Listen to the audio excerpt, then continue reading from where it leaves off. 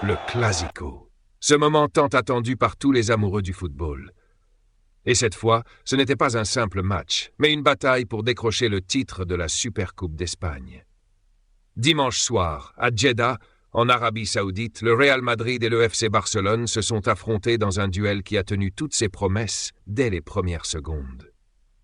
Dès l'entame du match, Kylian Mbappé, titulaire en pointe pour son deuxième Clasico de la saison, a frappé un grand coup.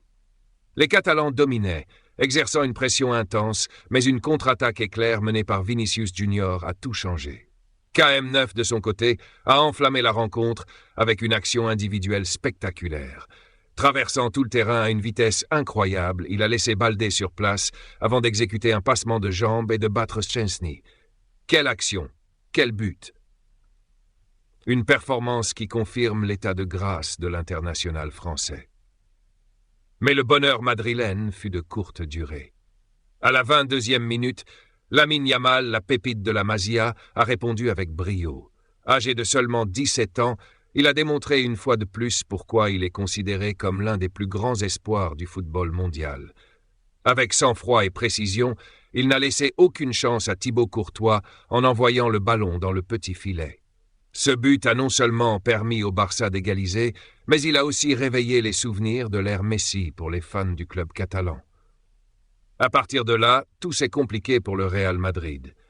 14 minutes après l'égalisation, Robert Lewandowski, fidèle à sa réputation de machine à but, a transformé un penalty qu'il avait lui-même provoqué, donnant ainsi l'avantage aux Blaugranas.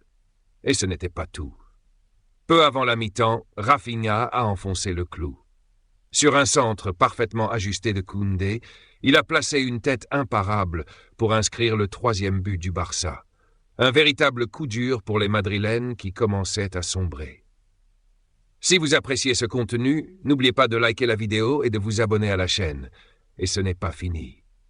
Juste avant la pause, Baldé, celui-là même qui avait été dominé par Mbappé en début de match, a marqué un superbe but, portant le score à 4-1 pour le Barça. Incroyable. 5 buts en une seule mi-temps dans un Clasico et en finale qui plus est. Les Madrilènes étaient méconnaissables face à une équipe catalane en pleine démonstration de force. Au retour des vestiaires, les Blaugranas ont continué sur leur lancée. À la 48e minute, Rafinha s'est offert un doublé, amplifiant le calvaire du Real Madrid. Le score était désormais de 5-1 et Barcelone semblait intouchable. Cependant, un fait de jeu a redonné un peu d'espoir aux Madrilènes. Szczęsny, la nouvelle recrue barcelonaise, a été expulsé à la 56e minute pour avoir accroché Mbappé qui filait seul au but. Cette faute a permis à Rodrigo Goes de réduire l'écart avec un coup franc somptueux. Quelle frappe! Un bijou qui a ramené le score à 5-2, mais le mal était déjà fait.